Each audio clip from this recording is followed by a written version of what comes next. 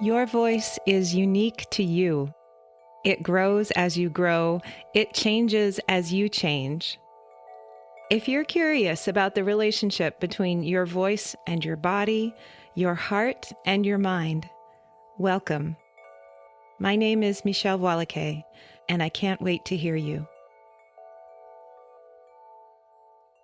This is another episode walking you through part of my framework called Your Whole Self is the Instrument. I'll link to the other episodes in the show notes so you can start at the, in air quotes, beginning if you want. There really isn't a beginning. It's more of a spiral staircase kind of a thing than a point A to point B to point C kind of a thing. But if you want to hear what I've already said on the topic and you haven't yet, those episodes will be linked below. Today, it's about noticing what is. And before I go on, I want to say each of the 9 instructions are really broad.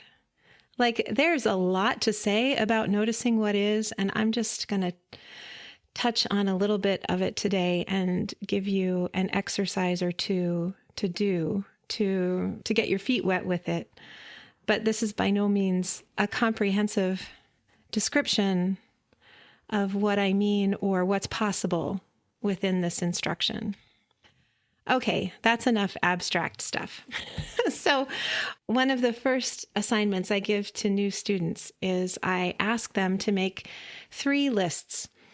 I'm going to talk about singing students first, and then I'll talk about speaking students. Speakers, you don't have to wait too long. Don't worry about fast forwarding. And this might be interesting for you too. So the 3 lists for singers are, number 1, a list of songs that you can sing easily and well. And you might think that you don't have any songs on that list at all. But let me challenge you to consider that 3 Blind Mice is a song. Happy Birthday is a song. Twinkle, Twinkle, Little Star is a song. So long, farewell. That's a song. These are songs that you could sing if somebody woke you up in the middle of the night and said, you need to sing me a song right now or I'm going to steal your dog. That kind of a song. That's just, you don't have to think about it. The second list is of those songs that you sing, you love to sing, and there's some kind of problem with them. Like the chorus is too high, or the bridge is too weird, or the long note at the end is way too long and you just can't hold it as long as you'd like to. Or you're fine in the verse until you get to this part, and then it just sounds squeaky or raspy and gross.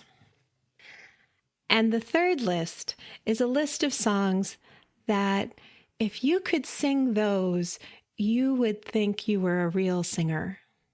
Aspirational kinds of songs. Maybe you can sing part of them, but you can't sing enough of them to say that you could sing the song, or you can't sing enough of them to try it at karaoke. And I put real singer in air quotes. I've heard people have said that. You know, if I could sing that, then I'd really know I was a singer. Then I'd know I had arrived. And what these lists tell me, they tell me what kind of music you like. They tell me who you aspire to be. They tell me what's automatic and easy for you. They tell me how well you're able to identify what works and what doesn't work for you. And they tell me how tenacious you are. How easily do you give up on a song? Or what are you willing to work on? So you could imagine that the second group of songs forms our curriculum. Maybe we'll work on those songs in lessons, or we'll work on songs that are like them, or I'll invent exercises or give exercises to you that solve the problems that you're encountering when you try to sing those number 2 songs. The first group of songs, the songs that you can sing easily and well, might become part of a warm-up routine that we develop for you.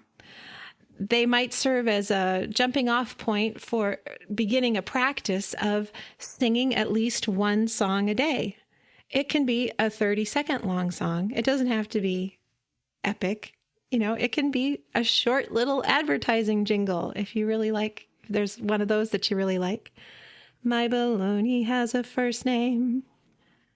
I'm sorry for that earworm if I've given it to you. Now for speakers, it's a similar sort of thing. It's 3 lists. The first list being something that you feel comfortable talking about without notes. If you're a business owner or a networking type, it might be your elevator speech. It might be your 1-minute introduction, who you are, what do you do, who do you help, that kind of a thing, where you don't need notes. You just, something you're ready and able to say easily. And a list of things, if there's only one thing on it, it's still a list. It counts. Okay. The second list would be speeches that you might need some notes for, but you're pretty well comfortable with. Maybe something between, 5 and 10 minutes long, maybe even 20. I mean, it really depends on who you are as a person, but something that's nearly memorized or that you get a little turned around in. You get to a part where it's hard to explain. You get to a part where you feel derailed. What's that kind of speaking for you? And the third list would be, again, what you aspire to. If I could do that, if I could deliver a 20-minute TED Talk keynote without notes, then I would really know that I was a speaker. If I could give a 10-minute homily and stay in my body and not get freaked out by coughs and sneezes and babies crying in the congregation, then that would be whatever it is for you, whatever that kind of speaking is for you. So it might be the kind of speech. It might be also how you feel when you're speaking. And because all of us are comfortable saying some things in some circumstances, in some environments, and all of us are uncomfortable saying other things in other circumstances, in other environments. And to sort of just suss out for yourself what that is, what those different places are, what those different comfort levels are.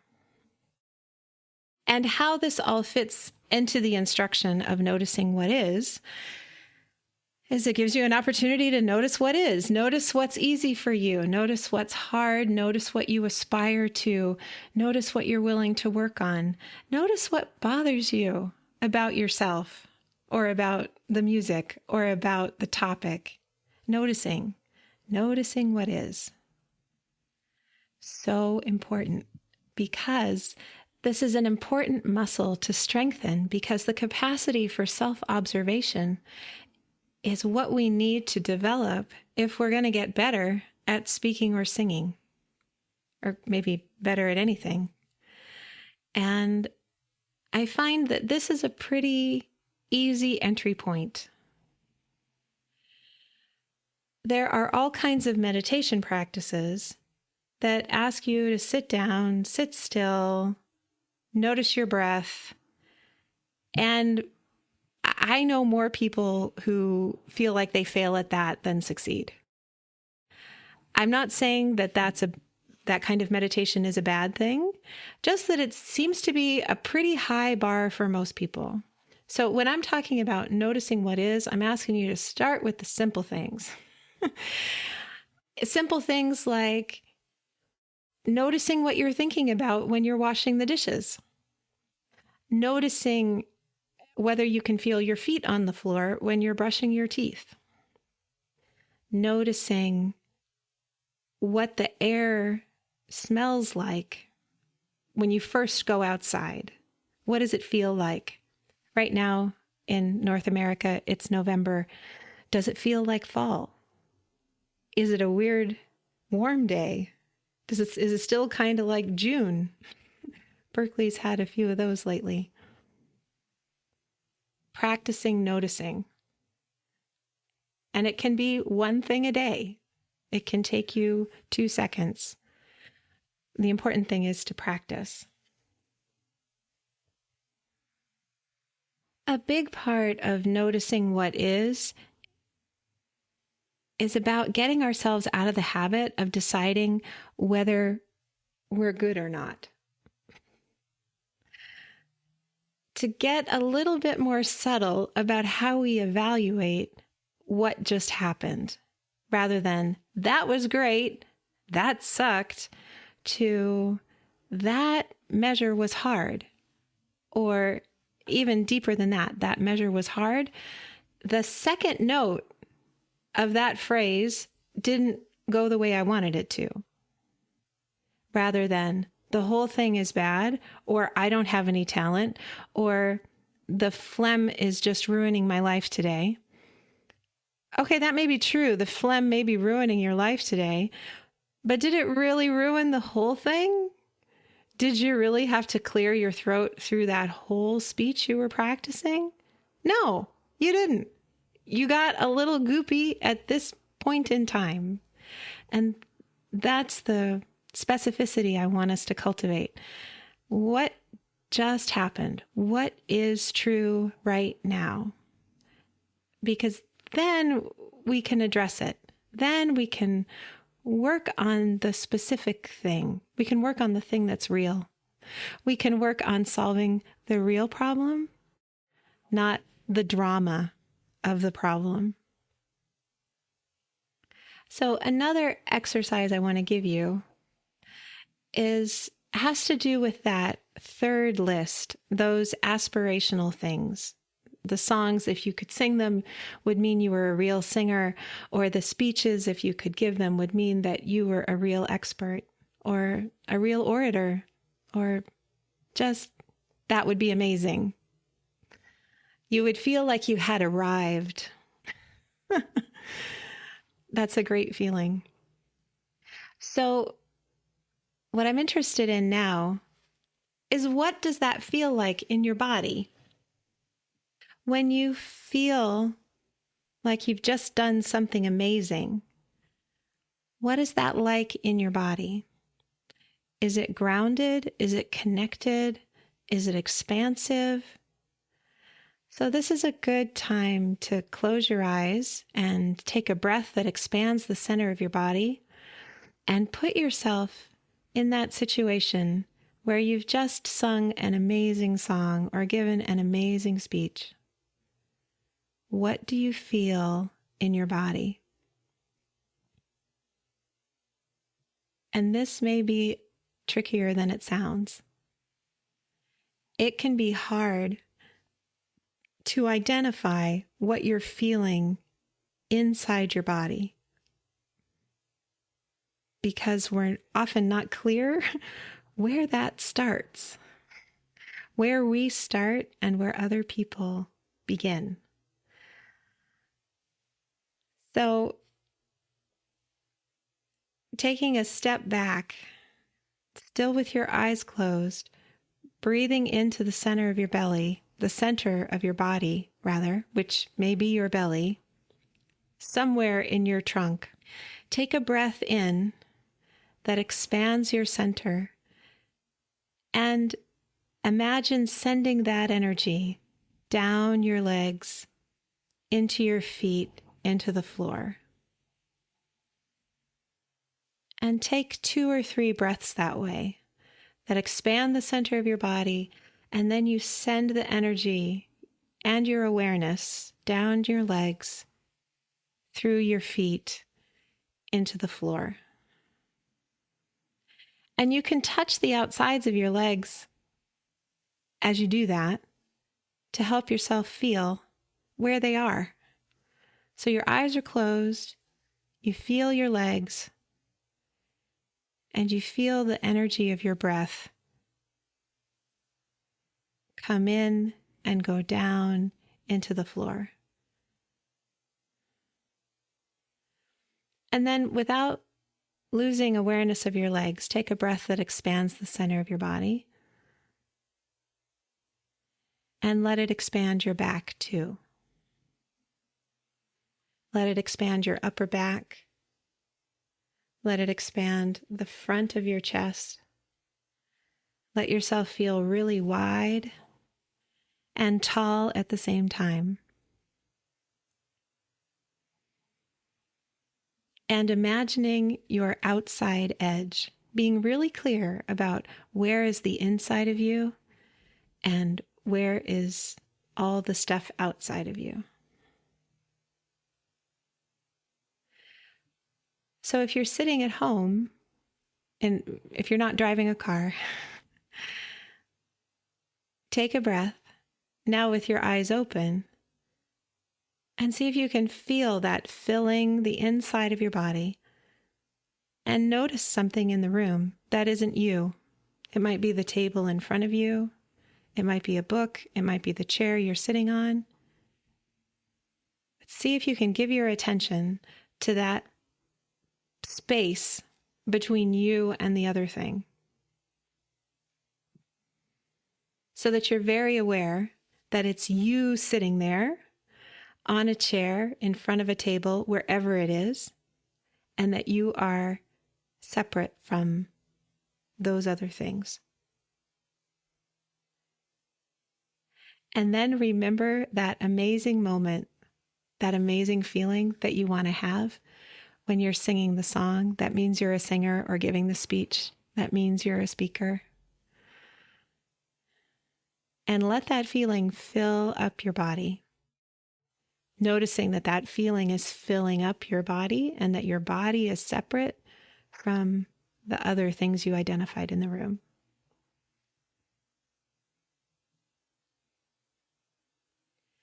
And if you can, give words to that feeling. So I offered a few before: connected, expansive, grounded. Maybe you don't have words for it. Maybe it's more a color, or maybe it's more a thing, another kind of metaphor. Maybe you feel like a strong tree.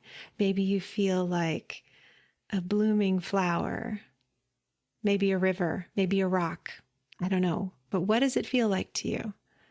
See if you can identify it. Give it a name. Give it a descriptor so that you can find this feeling again. You want to be able to find this feeling again because it's a good feeling and you want to have more of it. You also want to be able to practice it even when you're not singing that song or giving that speech. You want to practice feeling this amazing as often as you can. And you want to practice feeling your edges, the edges of your body, where you begin and end, and where the world begins, as often as you can. So to come back to the discussion of noticing what is, rather than an exercise in noticing what is, it's really hard to notice what is if you don't know where you are. And it's really hard sometimes to identify what is our feeling and what's a feeling that somebody else is having. Like, what actually are we feeling and why? That is not a simple question most of the time. At least in my life, it's not a simple question. What am I feeling right now? What actually is happening right now? And so the more you can practice feeling into your own body, noticing where your own body begins and ends, you get to know the inside of your body a little bit better. And you can do this in as short a period of time as you want. I don't mean to discount the folks who meditate for dozens of minutes a day, hours a day. I don't know anybody who meditates for hours a day. I do know some pretty dedicated 45-minute to an hour people. They're great. I think that's wonderful. And that doesn't have to be the goal. You can make a whole lot of progress in 5 or 10 minutes if you're paying attention. So again, making a practice of noticing what is around you in the world. There's a cat fight in the backyard. There is a truck whose reverse beeper just has been going for 30 seconds and I don't know why. Somebody is blocking my driveway. Things like that. Things in the world you can notice. And those are easy, but they're still worth practicing. And then taking it inside, breathing into the center of your body and noticing your edges. Noticing what it feels like to take in a breath and send that energy down to the floor, to take in a breath and to send that energy across your front, across your back, to expand your trunk as much as you can. You can also take in a breath and send that energy up through the crown of your head and notice what that feels like. There's all kinds of fun you can have with this. And this is all in service of the moment when you're singing or speaking and something starts to go a little sideways, that you're able to notice what's going on rather than panic about what's going on. You might still panic, but I want you to build the muscle of noticing first. Noticing in a non-judgmental way. Because the judgment isn't helping. I rarely see it. I can't think of an example when I've seen it help. So I don't want to say it never helps. It could. But I think we don't need to practice judging ourselves. I think we're all way too good at that. I want us to practice noticing. Because in that noticing, have you figured it out yet? There's a lot of compassion. There's a lot of allowing. There's just noticing what's going on. We're not judging anything. We're not trying to get rid of anything. We're just trying to figure out what's here. What are we working with? What is going on? And the answer to that sometimes may be, I have no idea what's going on. But more often than not, you will know something that's going on. You will notice something that's happened, or is happening, or is moving, is feeling, is grabbing, is pushing, is limp, is exploding, is free, is stuck. That's the muscle I want us to build. I really hope this has been helpful. And it really means a lot to me to hear from you, whether it is or not. So please do let me know. Thank you so much for listening.